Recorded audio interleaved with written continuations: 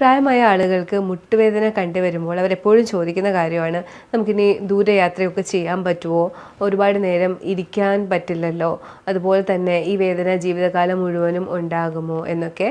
അപ്പോൾ മുട്ടുവേദനയെ സംബന്ധിച്ചിട്ടുള്ള കാര്യങ്ങളാണ് ഇന്നത്തെ വീഡിയോയിലൂടെ നമ്മൾ ഡിസ്കസ് ചെയ്യുന്നത്. അതായത് മുട്ടുവേദന വന്നു കഴിഞ്ഞാൽ എന്തൊക്കെ ചെയ്യാം, മുട്ട് ബലപ്പെടുത്താനായി എന്തൊക്കെ ചെയ്യാം, ഫ്ലൂയിഡ് കൂട്ടാനായി എന്തൊക്കെ ചെയ്യാം, തേയ്മാനം കുറയ്ക്കാനായി എന്തൊക്കെ ചെയ്യാം എന്നുള്ളതാണ് ഇന്നത്തെ വീഡിയോയിലൂടെ ഡിസ്കസ് ചെയ്യുന്നത്. ഡോക്ടർ ആമിന, QNB ഹെൽത്ത് കെയറിലെ മെഡിക്കൽ ഓഫീസറാണ്.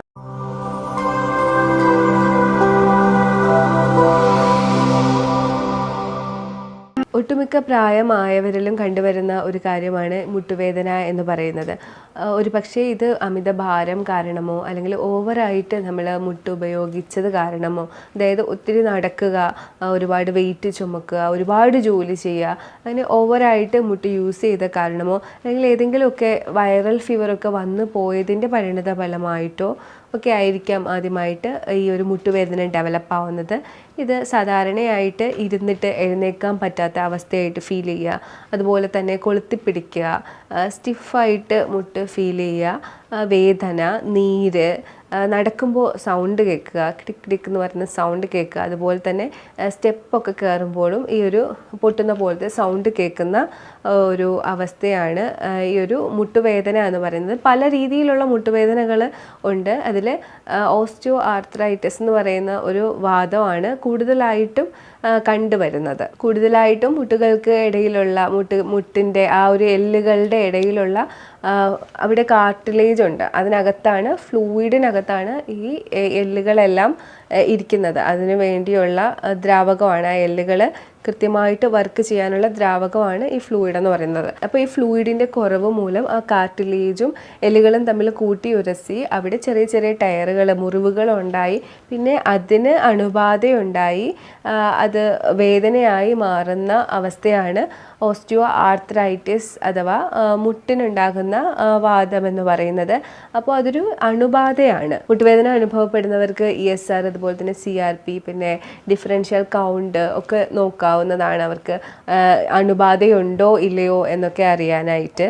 ഇതിലൊന്നും പ്രശ്നമില്ലെങ്കിൽ എക്സ്റേ എടുത്ത് നോക്കാറുണ്ട്. എക്സ്റേയിലൂടെ എല്ലിൻ്റെ ഘടനയും അതുപോലെ തന്നെ എത്ര അകന്നിട്ടുണ്ട്, ഫ്ലൂയിഡ് കുറഞ്ഞിട്ടുണ്ടോ എന്നൊക്കെ നമുക്ക് മനസ്സിലാവും. ഈ മുട്ടുവേദന ഒരു പക്ഷേ ആർത്രൈറ്റിസ് ആയിട്ടോ അല്ലെങ്കിൽ ശരീരഭാരം കൂടിയിട്ട് ഉണ്ടാകുന്നതായിട്ടോ, അല്ലെങ്കിൽ നേരത്തെ പറഞ്ഞ പോലെ ചിക്കൻ ഗുനിയ പോലുള്ള ഇൻഫെക്ഷൻസ് വന്നു കഴിഞ്ഞതിന് ശേഷമോ, എന്തെങ്കിലും ആക്സിഡൻറ്റോ അപകടമോ ഒക്കെ സംഭവിച്ചതിന് ശേഷമോ, വീഴ്ച എന്തെങ്കിലും വീണ് മുട്ടിടിച്ചതിന് ശേഷം ഉണ്ടായ ക്ഷതം കാരണമോ ഒക്കെ ആയിരിക്കാം സ്റ്റാർട്ട് ചെയ്യുന്നത്. എന്നാൽ ഇതിന് കൃത്യമായിട്ടുള്ള ഒരു കെയർ കൊടുക്കാതെ ഇരുന്നത് കാരണം പിന്നീട് ഭാവിയിൽ സർജറിയിലേക്കും അതുപോലെ തന്നെ മുട്ട് മാറ്റി വെക്കേണ്ട അവസ്ഥയിലേക്കും ഒക്കെ എത്താറുണ്ട്. അപ്പം ബേസിക്കായിട്ട് ആദ്യം തന്നെ വേദന കണ്ടു തുടങ്ങുമ്പോൾ, ചെറിയൊരു വേദന കണ്ടു തുടങ്ങുമ്പോൾ തന്നെ ഒരു ഡോക്ടറുടെ സഹായത്തോടു കൂടി, ഇതൊരു ജീവിതശൈലി രോഗം തന്നെയാണ് മുട്ടുവേദന എന്ന് പറയുന്നത്. കാരണം നമ്മൾ മുട്ടിനെ ഉപയോഗിച്ചത് കാരണമാണ്, മുട്ട് എങ്ങനെ ഉപയോഗിച്ചു, ഏത് രീതിയിൽ അതിനെ കെയർ ചെയ്തു എന്നുള്ള രീതിയിലാണ് മുട്ടുവേദന ഡെവലപ്പ് ആവുന്നത്. മുട്ടിനെ ഒരുപാട് ഉപയോഗിക്കുക, അതുപോലെ തന്നെ ശരീരഭാരം ഒത്തിരി കൂടുക, നമ്മൾ വേണ്ടത്ര ന്യൂട്രീഷൻസും പോഷകാഹാരങ്ങളൊന്നും കഴിക്കാതിരിക്കുക, ഇത്തരം അവസരത്തിലാണ് മുട്ടിൻ്റെ ആരോഗ്യം പെട്ടെന്ന് പോകുന്നത്. അപ്പം ഇതും ഒരു ജീവിതശൈലിയിൽ വരുന്ന ഒരു അപാകത തന്നെയാണ് ഈ ഒരു മുട്ടുവേദന എന്ന് പറയുന്നതും. അപ്പോൾ ഇത്തരം കാര്യങ്ങൾ തുടക്കത്തിൽ തന്നെ ഒരു നല്ല ഗൈഡൻസ് തരാൻ പറ്റുന്ന ഒരു ഡോക്ടറിനെ കണ്ട് സംസാരിക്കുകയാണെങ്കിൽ അവർക്ക് കൃത്യമായിട്ട് നിങ്ങളെ ഗൈഡ് ചെയ്യാനും ഇനി വരാതിരിക്കാൻ എന്തൊക്കെ ചെയ്യാമെന്ന് പറഞ്ഞു തരാനും ചെയ്യിപ്പിക്കാനും കഴിയും. മുട്ടുവേദനയുടെ അടിസ്ഥാന കാരണം കണ്ടെത്തി അതിനെ ചികിത്സിക്കുക എന്നുള്ളതാണ്. ചിലർക്ക് മിക്കപ്പോഴും ബോഡി വെയിറ്റ് കൂടിയത് തന്നെ ആയിരിക്കും മുട്ടുവേദനയുടെ കാരണമായിട്ട് വരുന്നത്. അങ്ങനെയുള്ളവർ ഉറപ്പായിട്ടും അവരുടെ ബോഡി വെയിറ്റ് കുറയ്ക്കാതെ സർജറി ചെയ്തിട്ടോ അല്ലെങ്കിൽ ഇഞ്ചക്ഷൻ എടുത്തിട്ടോ അല്ലെങ്കിൽ റീപ്ലേസ്മെൻറ്റ് ചെയ്തിട്ടോ, നീ റീപ്ലേസ്മെൻറ്റ് ചെയ്തിട്ടോ കാര്യമില്ല. ആദ്യം അവർ വണ്ണം കുറച്ച് എടുക്കുക എന്നുള്ളതാണ്. അതിനായിട്ട് അമിത ആഹാരം ഒക്കെ ഒഴിവാക്കി 2 നേരത്തെ ഭക്ഷണം കഴിച്ച് പോർഷൻ കൺട്രോളൊക്കെ ചെയ്ത് നല്ലൊരു ഡയറ്റ് ഫോളോ ചെയ്തൊരു ആളുടെ ഗൈഡൻസിലോ അല്ലെങ്കിൽ സ്വന്തമായിട്ടോ ഒരു നല്ല രീതിയിലുള്ള ഡയറ്റ് ഫോളോ ചെയ്യുക. അപ്പോൾ എപ്പോഴും ഡയറ്റ് ഫോളോ ചെയ്യുമ്പോൾ ശ്രദ്ധിക്കുക, ആവശ്യത്തിനുള്ള പോഷകാഹാരങ്ങൾ ഉള്ളിലെത്തുന്നുണ്ട് എന്ന് ഉറപ്പ് വരുത്തുക. പ്രത്യേകിച്ച് മുട്ടുവേദനയുള്ളവരൊക്കെ ഓൾറെഡി നിങ്ങൾക്ക് ആർത്രൈറ്റിസും ഇഷ്യൂസ് വന്നിട്ടുണ്ടെങ്കിൽ നിങ്ങൾക്ക് ഡെഫിഷ്യൻസീസിൻ്റെയൊക്കെ പ്രശ്നങ്ങളുണ്ടാവും. അപ്പോൾ നിങ്ങൾക്ക് ഡയറ്റ് എന്ന് പറയുന്ന പേരിൽ കൂടി നിങ്ങൾ ഇതിൻ്റെ പ്രശ്നം കൂട്ടാതെ ഇരിക്കുക. മിക്കപ്പോഴും വൈറ്റമിൻസിൻ്റെ കുറവ് കാരണം ഇത്തരം മുട്ടുവേദനയും ശരീരത്തിലെ ജോയിൻറ്റ് പെയിൻസും പ്രസൻറ്റ് ചെയ്യാറുണ്ട്. മിക്കപ്പോഴും വൈറ്റമിൻ ഡിയോ അല്ലെങ്കിൽ കാൽസ്യമോ അത്തരം ബി വൈറ്റമിൻസ് ഒക്കെ കുറയുന്ന സാഹചര്യത്തിൽ വേദന അനുഭവപ്പെടാറുണ്ട്. അപ്പോൾ അത്തരം വേദനകൾ മാറാനായിട്ട് സപ്ലിമെൻറ്റ്സ് തന്നെ എടുക്കേണ്ടി വരും. മിക്കപ്പോഴും വയസ്സായ ആളുകളിൽ, പ്രായമായവർക്ക് അബ്സോർപ്ഷൻ ഒന്നും കറക്റ്റ് ആയിരിക്കില്ല. അപ്പോൾ കൃത്യമായിട്ടുള്ള സപ്ലിമെൻറ്റ്, വൈറ്റമിൻസിൻ്റെയൊക്കെ സപ്ലിമെൻറ്റ് കറക്റ്റായിട്ട് ഫോളോ ചെയ്യുക. വേദനയുടെ ശമനത്തിനായി നിങ്ങൾക്ക് ദിവസവും കടുക് അരച്ച പാക്ക്, കടുകിൻ്റെ പൊടി ജസ്റ്റ് വെള്ളത്തിൽ മിക്സ് ചെയ്ത് മുട്ടിൽ അപ്ലൈ ചെയ്യുന്നത്, അതുപോലെ തന്നെ എപ്സം സോൾട്ട്, അത് മെഡിക്കൽ ഷോപ്പിലൊക്കെ മേടിക്കാൻ കിട്ടും, ഓൺലൈനിലൊക്കെ മേടിക്കാൻ കിട്ടും. എപ്സം സോൾട്ട് ചെറുതായിട്ട് ഒന്ന് വെറ്റ് ചെയ്ത് അത് അപ്ലൈ ചെയ്യുന്നത്, അതുപോലെ തന്നെ ന്യൂട്രൽ നീ പാക്ക്, ന്യൂട്രൽ ടെമ്പറേച്ചറിൽ നമ്മളൊരു ക്ലോത്ത് വെറ്റ് ചെയ്തതിന് ശേഷം മുട്ടിന് ചുറ്റും റാപ്പ് ചെയ്യുന്നത്. ഈ ട്രീറ്റ്മെൻറ്റ്സ് നിങ്ങൾക്ക് പെട്ടെന്ന് വേദന കുറയുന്നതിന് വേണ്ടിയിട്ട് എന്നും ചെയ്യാവുന്നതാണ്. അതൊരു 15 ദിവസം പ്രാക്ടീസ് ചെയ്തതിന് ശേഷം അതൊരു കോഴ്സാണ്. അതിനുശേഷം നിങ്ങളൊരു ഗ്യാപ്പ് എടുക്കുക, അത് പിന്നെ കുറച്ച് നാൾ കഴിഞ്ഞ് വീണ്ടും പ്രാക്ടീസ് ചെയ്യുക. ഒരു സെറ്റ് അക്യുപങ്ക്ചറൊക്കെ എടുക്കുന്നത് നിങ്ങൾക്ക് മുട്ടുവേദന പെട്ടെന്ന് കുറയാനായിട്ട് ഹെൽപ്പ് ചെയ്യും. ചെറിയ നീഡിലുകൾ ഉപയോഗിച്ച് മർമ്മങ്ങളിൽ പ്രിക്ക് ചെയ്യുന്നതാണ് അക്യുപങ്ക്ചർ. അതുപോലെ തന്നെ മർമ്മങ്ങളിൽ നിന്ന് ബ്ലഡ് ലെറ്റ് ചെയ്തുകൊണ്ട്, ബ്ലഡ് ലെറ്റിംഗ് ഹിജാമ തെറാപ്പി ഒക്കെ ചെയ്തുകൊണ്ട് നിങ്ങൾക്ക് പെയിൻ കൺട്രോൾ ചെയ്യാവുന്നതാണ്. ഇത് പറ്റില്ല എന്നുണ്ടെങ്കിൽ ഫിസിയോതെറാപ്പി ആണെങ്കിലും നിങ്ങൾക്ക് ചെയ്യാവുന്നതാണ്. മുട്ടുകളുടെ ബലം കൂടാനും പേശികളെ കൂടുതൽ ബലപ്പെടുത്താനും ഒക്കെ ആയിട്ട് ഫിസിയോതെറാപ്പി ഹെൽപ്പ് ചെയ്യും. പെട്ടെന്നൊരു മാറ്റം തന്നെ നിങ്ങൾക്ക് കിട്ടുകയും ചെയ്യും. മുട്ടിന് പ്രശ്നമുള്ളവർ പ്രത്യേകമായിട്ട് ഭക്ഷണത്തിൽ ഉൾപ്പെടുത്തേണ്ട ഭക്ഷണങ്ങളുണ്ട്. അതായത് നിങ്ങൾ കൂടുതലായിട്ടും മത്സ്യം, മാംസം, മുട്ട ഇവ കൃത്യമായിട്ട് ഉൾപ്പെടുത്തിയിരിക്കണം. കാൽസ്യത്തിനായിട്ടും വൈറ്റമിൻ ഡി ഒക്കെ നന്നായി കിട്ടാനായിട്ടുമാണ്. നല്ല ആൻറ്റി ഓക്സിഡൻസ് കിട്ടാനായിട്ട് ഫ്രൂട്ട്സ് നല്ല രീതിയിൽ ഉൾപ്പെടുത്തണം. അതിൽ തന്നെ ഓറഞ്ചസ്, ബെറീസ് ഒക്കെയാണ് നിങ്ങൾ കൂടുതലായിട്ടും കഴിക്കേണ്ടത്. അതുപോലെ തന്നെ ഗ്രീൻ ലീഫി വെജിറ്റബിൾസും, അതായത് നമ്മുടെ സ്പിനാച്ച്, ചീര, ഇത്തരം ഫുഡുകളും ക്യാബേജും ഉപയോഗിക്കുന്നത് മുട്ടുവേദനയ്ക്ക് ഹെൽപ്പ് ചെയ്യുന്നുണ്ട്. ഫ്രൂട്ട്സിൽ തന്നെ പൈനാപ്പിളിൽ അടങ്ങിയിരിക്കുന്ന ബ്രൊമാലിൻ എന്ന് പറയുന്ന ഒരു കണ്ടന്റ് പെയിൻ കൺട്രോളിനെ സഹായിക്കുന്നുണ്ട്.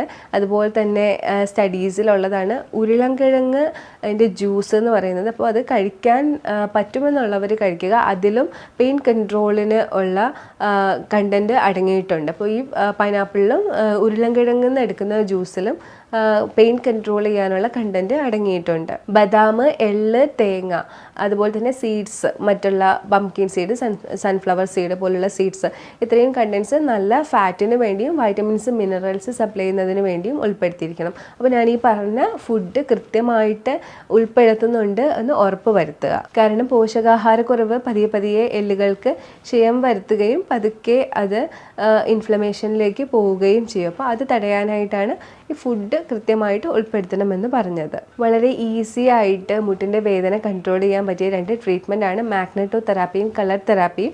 അതിലെ മാഗ്നെറ്റൊക്കെ നിങ്ങൾക്ക് വിപണിയിൽ അവൈലബിൾ ആണ്. നീയിൽ കിട്ടുന്ന നീ ക്യാപ്പ് എന്ന് പറയുന്ന മാഗ്നെറ്റ് അവൈലബിൾ ആണ്. അപ്പോൾ അത്തരം മാഗ്നെറ്റ്സ് ഒരു 20 മിനിറ്റ്സ് ഡെയിലി ഉപയോഗിക്കുകയാണെങ്കിൽ അങ്ങോട്ടേക്കുള്ള രക്തയോട്ടം കൂടാനായിട്ട് ഹെൽപ്പ് ചെയ്യുന്നുണ്ട്. അതുപോലെ തന്നെ കളർ തെറാപ്പിയിൽ റെഡ് ലൈറ്റ് ആണ് കൂടുതലായിട്ട് ഉപയോഗിക്കുന്നത്. അപ്പോൾ റെഡ് ലൈറ്റ് ഉപയോഗിക്കുന്നത് ആൻറ്റി ഇൻഫ്ലമേറ്ററി ആയിട്ട് വർക്ക് ചെയ്യുന്നുണ്ട്. അപ്പോൾ IR ലൈറ്റ് നിങ്ങൾക്ക് ഉപയോഗിക്കാവുന്നതാണ്. അപ്പോൾ അതൊക്കെ കൊടുക്കുന്ന ക്ലിനിക്സ് ഉണ്ടാവും, അവിടെ നിന്ന് നിങ്ങൾക്ക് ഈ ട്രീറ്റ്മെൻറ്റ് എടുക്കാവുന്നതാണ്. പലതരം വ്യായാമങ്ങളും സ്ട്രെച്ചസുകളും യോഗാസനങ്ങളും മുട്ടിൻ്റെ ഹെൽത്തിന് വേണ്ടിയിട്ട് സഹായിക്കാറുണ്ട്. പശ്ചിമോത്താനാസന, സേതുബന്ധാസന, ജാനു ശീർഷാസന പോലെയുള്ള മുട്ട് സ്ട്രെച്ച് ചെയ്തുകൊണ്ടുണ്ടാവുന്ന, കാലുകൾ സ്ട്രെച്ച് ചെയ്തുകൊണ്ടുണ്ടാവുന്ന ആസനകൾ എന്നും ഒരു നേരം ചെയ്യുന്നത് കാലിലെ പേശികളെ ബലപ്പെടുത്താനും അതിലൂടെ മുട്ടുവേദന കുറയ്ക്കാനും സഹായിക്കുന്നുണ്ട്.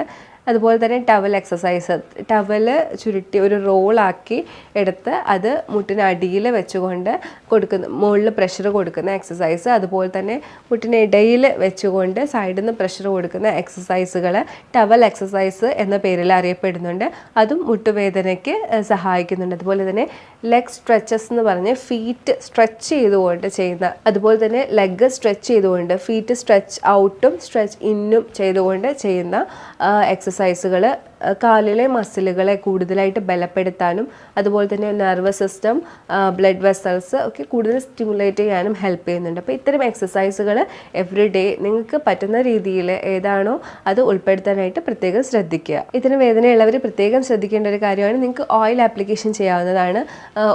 ആഴ്ചയിൽ ഒരിക്കലോ അല്ലെങ്കിൽ 2 പ്രാവശ്യമോ ഏതെങ്കിലും ഒരു നല്ല ഓയിൽ, സഹചരാതി തൈലം അല്ലെങ്കിൽ അതുപോലെ മെഡിക്കേറ്റഡ് ആയിട്ടുള്ള ഓയിൽസോ അല്ലെങ്കിൽ നോർമൽ എന്തെങ്കിലും ഓയിൽ ഒന്ന് ചൂടാക്കി മുട്ടിനെ അപ്ലൈ ചെയ്യുകയാണെങ്കിൽ അതിന് ചുറ്റുമുള്ള മസിൽസ് റിലാക്സ് ആവുകയും അതുപോലെ തന്നെ എല്ലുകൾക്കൊക്കെ ഒരു ചെറിയ അയവ് കിട്ടുകയും ഫ്ലൂയിഡ് കൂടാനായിട്ട് ഹെൽപ്പ് ചെയ്യുകയൊക്കെ ചെയ്യുന്നുണ്ട്.